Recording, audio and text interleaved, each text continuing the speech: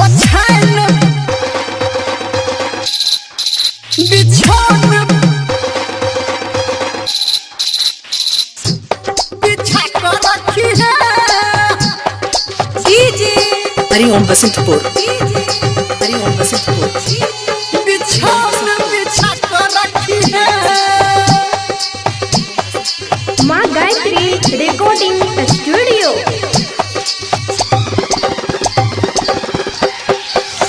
मिला एह बौगे राय तनु काके है गई आई बड मूड बनल छे सुन ना। मिला एह बौगे राय तनु काके ओछान बिछा कर रखी है बिछौन बिछा कर रखी है ओछान बिछा कर रखी है बिछौन बिछा कर रखी है। तै पे तकिया दू गो लगा क तै पे तकिया दू गो लगा क सामान चमका के रखी है सामान चमका के रखी है ओछान बिछा के रखी है ओछान बिछा के रखी है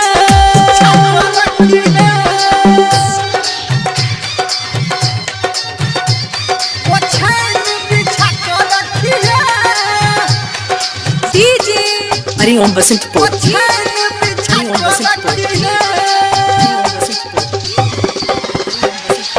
ठोर में ठोरंगा आँख में काजर लगा को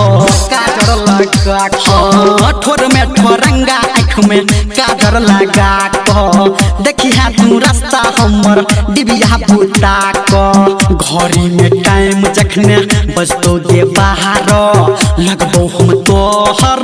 लहंगा लसार नहीं मैं संगे जाकर सुत रही है नहीं मैं संगे जाकर सुत रही है बिछौन बिछा कर रखी है ओछान बिछा कर रखी है बिछौन बिछा कर रखी है ओछान बिछा कर रखी है बिछा कर रखी है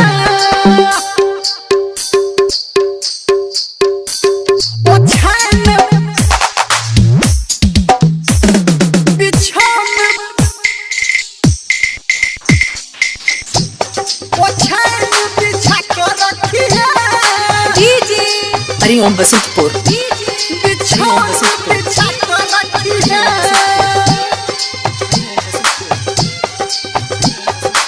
अभी आप सुन रहे हैं सावरिया म्यूजिक।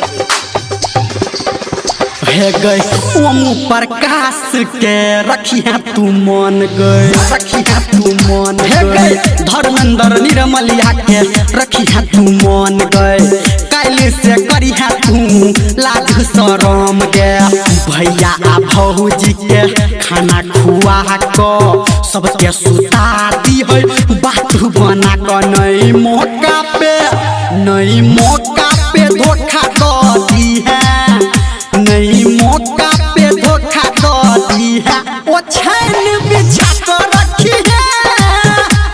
बिछौन बिछा कर रखी है ओछान बिछा कर रखी है बिछौन बिछा कर रखी है बिछा कर रखी है। मिला